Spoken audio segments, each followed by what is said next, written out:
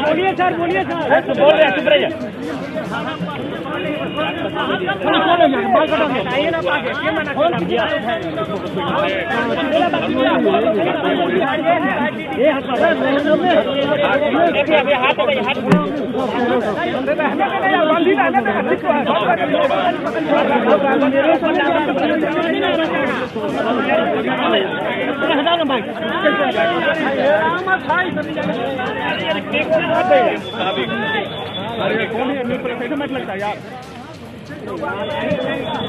सात निश्चय उस पर अमल करना प्रारंभ किया। बिहार में सामाजिक परिवर्तन की बुनियाद रखी गई शराबबंदी लागू करके, और जो कुछ भी काम पहले से चल रहा था, चाहे वो कृषि विकास का कृषि रोड मैप से संबंधित हो, बुनियादी ढांचे का विकास हो, सड़क हो, पुल हो, पुलिया हो, बिजली का सवाल हो, कल्याण से संबंधित जितनी योजनाएं हो, सब के लिए हमने निरंतर काम करने की कोशिश की। और इस यात्रा के दौरान हमने स्पॉट पर हर जिले में जो योजनाओं का क्रियान्वयन हो रहा है उसको हमने देखा, सभी जनप्रतिनिधियों के साथ चर्चा भी की। यानी जितना भी संभव है हमने वह काम करने की कोशिश की है। 20 महीना भी पूरा हो चुका, 1/3 जिसको कहते हैं। अब लेकिन इस बीच में जो चीजें उभरकर सामने आई, अब उस माहौल में मेरे लिए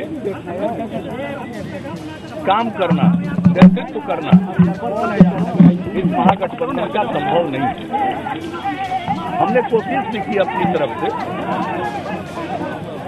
हमने कभी किसी का इस्तीफा नहीं मांगा। हमारी लालू जी से भी बातचीत होती रही है, तेजस्वी जी भी हमसे मिले। हमने यही कहा है कि जो भी आरोप लगे हैं उसके बारे में कुछ एक्सप्लेन कीजिए। जो कुछ भी हंसाने की कोशिश हो रही है या अन्य बातें कही जाती है, वो अपने समर्थकों के लिए कही जाती है, वो अपनी जगह पर है। लेकिन आम जन के बीच में जो एक अवधारणा बन रही है उसको ठीक करने के लिए एक्सप्लेन करना बहुत जरूरी है। और यह बात मैंने कही, लेकिन अब वह भी नहीं हो रहा है। और कुल मिलाकर माहौल ऐसा होता चला जा रहा है कि अब तो ऐसी परिस्थिति हो गई कि अब काम करना भी संभव नहीं हुआ। क्योंकि हम कुछ भी काम करें, लेकिन परिचर्चा में एक ही बात है, और आज तक हमने इन बिंदुओं पर जो अपना रुख रखा है उससे अलग हम रुख नहीं रख सकते। हमने अपनी तरफ से गठबंधन धर्म का पूरा पालन करने की कोशिश की, और जब पूरे माहौल को हमने देखा है और उसके बाद मुझको लगा कि मेरे जैसे व्यक्ति के लिए ये हमारे अंतरात्मा की आवाज है। हमने कई बार सोचा, अनेक दिनों से यह बात मेरे मन में चल रही थी, कोई रास्ता निकल जाए। हमने राहुल जी से भी बातचीत की, और आप सब जानते हैं उनका भी अब तक का जो रुक रहा है उसको देखते हुए, क्योंकि उन्होंने ऑर्डिनेंस फाड़ा था, ये सारी बातें थी, इसको देखते हुए कुछ ऐसा तो कीजिए। बिहार में भी जो कांग्रेस के लोग हैं, अध्यक्ष हैं, उनसे भी हमने कहा कि भाई कुछ ऐसा कीजिए जिससे सबको एक रास्ता मिले। लेकिन मुझको ऐसा नहीं लग रहा था कि बिला वजह का यह बात कि संवादहीनता है, मिल लेंगे समस्या का हल हो जाएगा, ऐसी कोई बात नहीं। हमारी लालू जी के साथ, आरजेडी के साथ कोई संवादहीनता नहीं।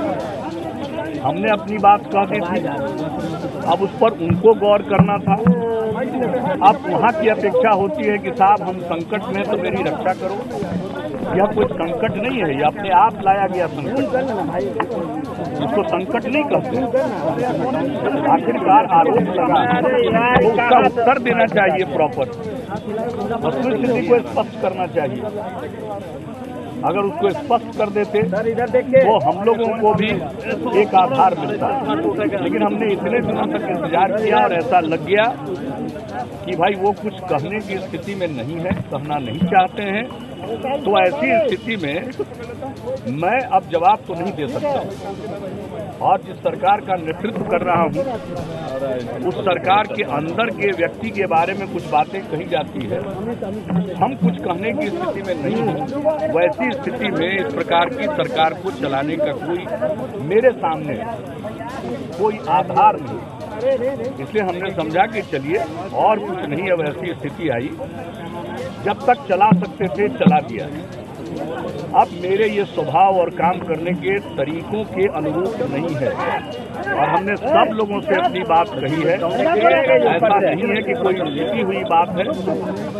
और जिस तरह से आप समझ लीजिए देश की राजनीति चल रही है, मैंने कौन सा प्रयत्न नहीं किया कि एकता हो और इसके लिए प्रयास किया।